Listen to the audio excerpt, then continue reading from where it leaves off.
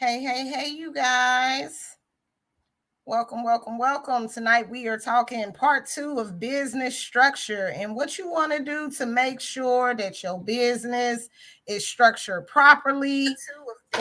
Wait a minute, y'all. What you want to do to make not pause, but hold on, y'all. I got to make sure I put this on mute. All right, there we go. To make sure that you is good to go in your business structure. As some of you guys know, if you following me in that Facebook group, I had a huge mistake with my business structure. And I was trying to figure out what is going on with business credit and whatnot. And I still am going to notify the Secretary of State again because if I started my business in 2021, that means the first time I had to pay annual dues was in 2022, and I got the receipt. I had to go looking, y'all. I got the receipt. I paid my annual dues. So I don't know what made my LLC go inactive, but it cost me $300 to reactivate it. And we did it. And it was all from our guest speaker that just was saying, she was just talking about business structure, knowing that you can make mistakes while you're doing business. And she's just been giving away the fire on how to fix it. And it was me watching one of her lives or a TikTok or something. It was a TikTok because I shared it in the group. And that said, Ebony, go and look up all your LLCs. Go look up every single one, all your stuff far as behind the scenes on business structure. And I did. And I found that inactive LLC. So we're not going to waste any more time. It's my favorite business attorney, Miss Joy. I'm going to bring you up. Okay. Hey, girl. Hey. Hey, how you doing? All right. How are you? Good. How are you? Living the dream. Living the dream. Yes. So I've been seeing you. You've been talking business structure and making mistakes in business and things that you can do to fix those mistakes. And it's not too late. So I just wanted you to share with us some of those tips and tricks and things that what's some key important things that we need to make sure that we have in order. So the first thing that we need to have in order is going to be our LLC. Now, before we even start any kind of business, you want to have your LLC because that's what's going to protect you. So this will be you.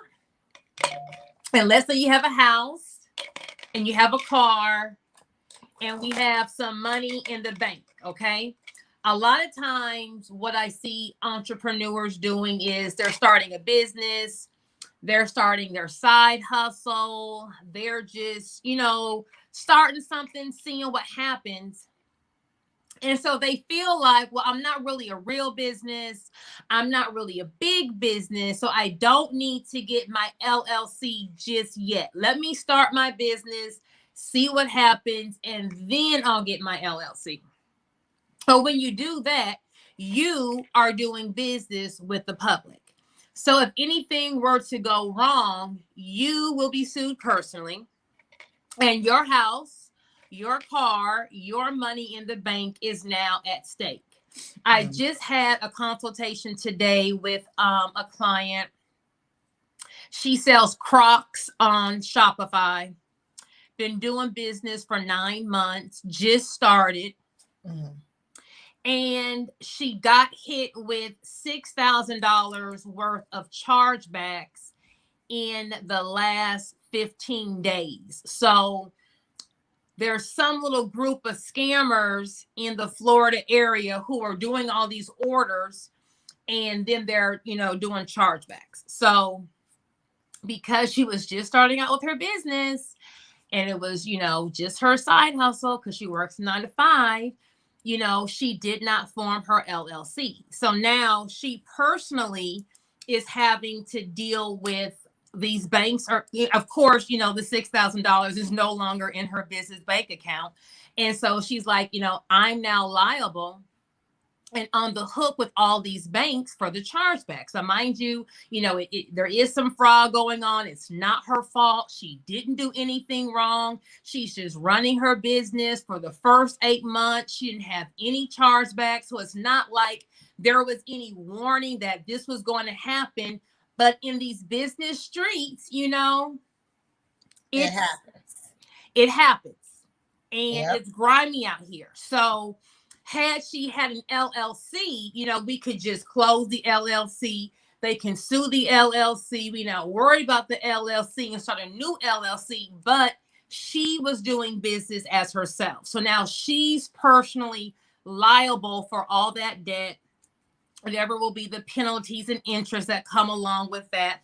But more importantly, what she is going to be dealing with is the stress. And I call it the monkey on your back. 1 second. So, when we have the monkey on our back, that is stress. Okay. So now I have to walk around with all this pressure on me. Okay. What are the banks going to do? What lawsuit is coming? Are they going to seize my personal bank accounts? How am I going to pay my mortgage?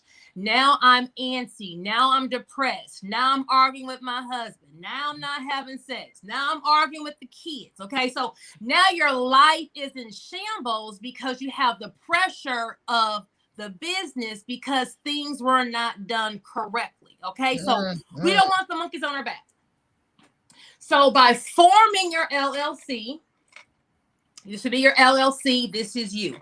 The LLC is doing business. So if something were to go wrong, this is the entity that's going to be sued, not you personally, not your house, not your car, not your money in the bank, just whatever this LLC has. And by setting it up correctly in the beginning, you are alleviating all that additional stress that will come because in business, stuff happens.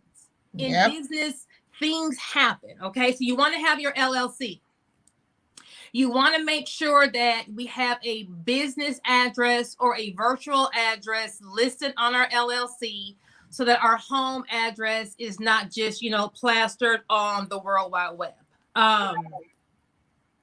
You want to make sure that we have a business email address. So, info@yourbusinessname.com. We don't want to have a Gmail account. You want to look, no matter how small you are. Amazon started in someone's garage. Apple started in someone's garage. All these big multi-million-dollar businesses started small. Okay. So, but you want to look to the public as professional as possible. Okay. So small things like 1, having your LLC to protect you. 2, having a business email address.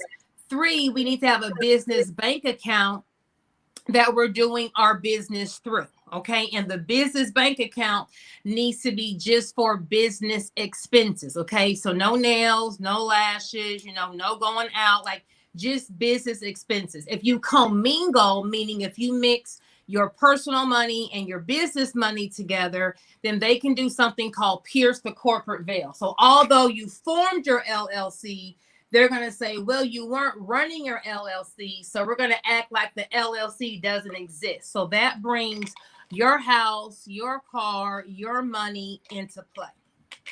So the most important thing you want to do is separate yourself from your business. That's a good one. That's a good one. The commingling of funds. I normally pay myself once a month, but I will say that I've had, like, if I do a business, say, brunch or a dinner or something, and we're saying it's a mentee or somebody wants a mock signing, I still shouldn't swipe my card for that, right? Well, no, that is a business expense. Okay. I can write that up. The benefit of making your business is that now a lot of your regular day-to-day expenses will become a business expense. So if you go out to dinner with your significant other, with your girlfriends, 9 out of 10 times, you're going to bring up something regarding business. So all you need to do is on the back of your receipt, you need to write down who was at dinner and what business related was discussed. and keep that receipt for your records. Okay. Things like your cell phone bill. Although that's your personal cell phone, you can get a virtual number, or if you're using your personal cell phone for your business, now that's a business expense. If we're going out of town on vacation with our boo, with whoever, and we are discussing business, maybe we're going to Mexico and we're just going to have like our annual, business meeting and discuss marketing tips, boom, boom, boom. Well, now your normal vacation has become a business expense. So if you already work a 9 to 5, and you have a quote unquote side business, by having these expenses that you're writing off, you, depending on how much you make, what your tax structure is, boom, boom, boom, you may be able to get some of the payroll taxes that you're paying in your 9 to 5 back as a refund due to the expenses that your business is having. Things like, so your car, driving, using your car for your business, there's going to be repairs and maintenance. So oil changes, gas is highest, all get out, gas will be a write out.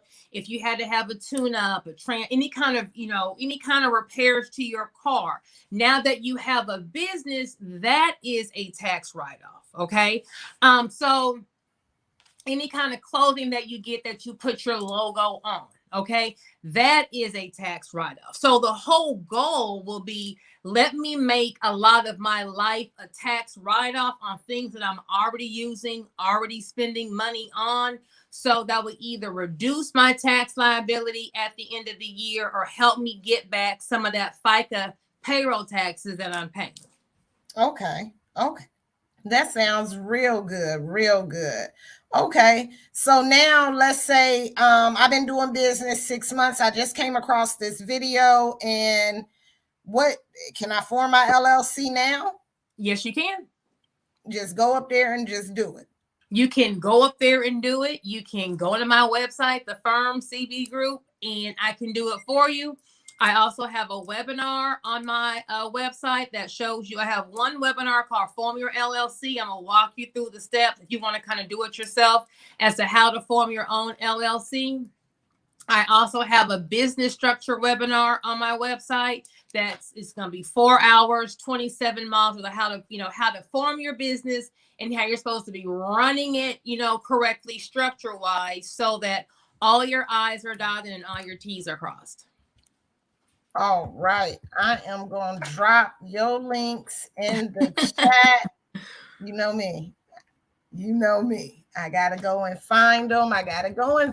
And you're doing something every night at 10 p.m. I've been seeing you've been consistent with it. Tell the people about it. So for the month of December, I am having a Get Your Business Together challenge. It's going to be, free on my Instagram Live, where every night I am discussing some aspect of your business and how it should be running. We've gone over budget. We've gone over business structure. Tonight, I'm debating between what contracts your business needs. We'll probably do contracts that your business needs for tonight.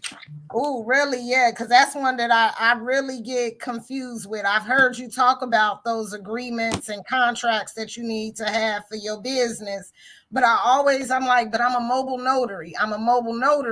How does that, apply to me? But as I'm reading through the contract, I guess I need to be in the contract literally with my business. Correct. Okay. Yeah. Okay. So I'm thinking about that. Right.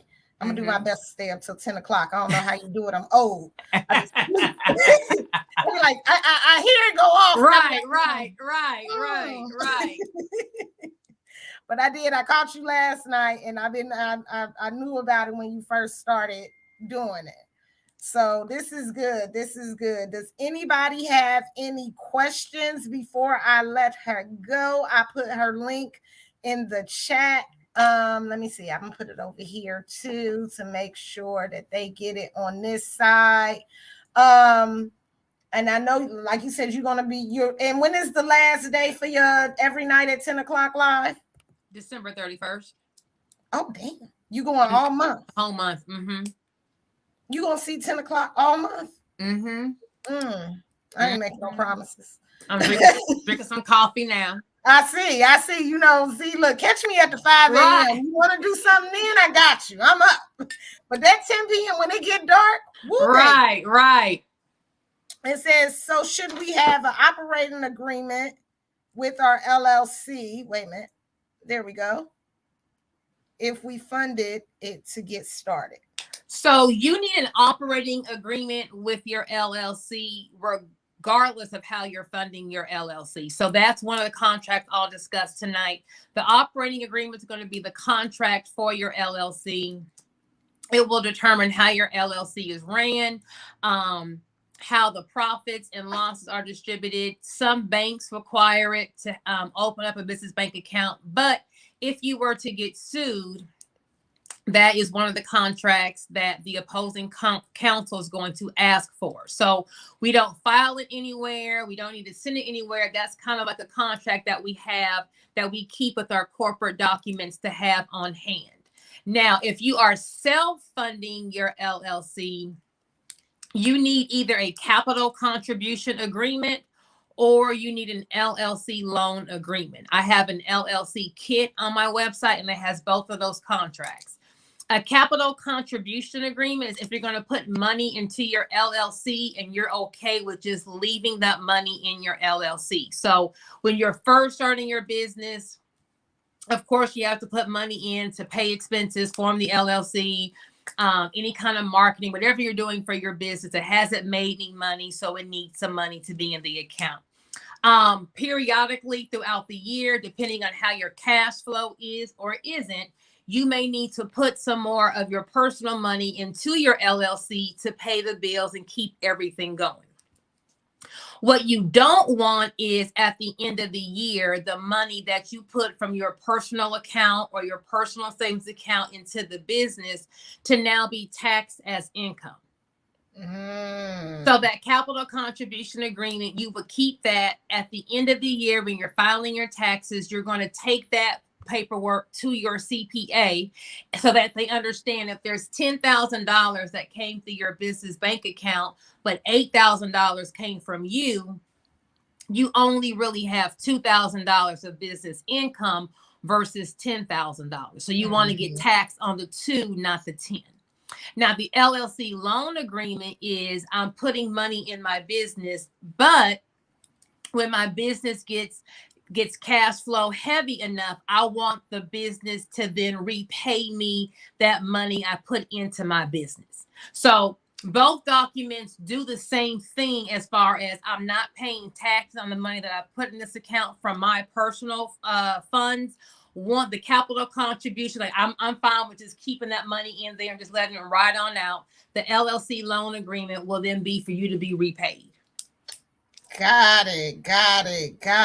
And then, like any loan agreement, if the LLC repays you, then that will also be a tax deduction on the business side because they're repaying a loan, just like if you were paying a loan to a bank. Yo, yeah. Every time I think I'm done, I got more work to do. All right. Ebony says when Panther said oil changes, it should be on the business account. We mobile notaries. Correct. Yes. That car. If you're using your car for business, yes. All right. Let's see.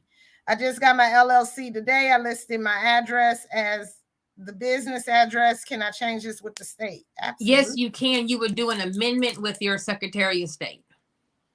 And you want to change the registered agent's address. All right. How do you obtain a virtual address instead of listing your home? You can, who do you suggest? Physicaladdress.com, Opus, Regis. Yep.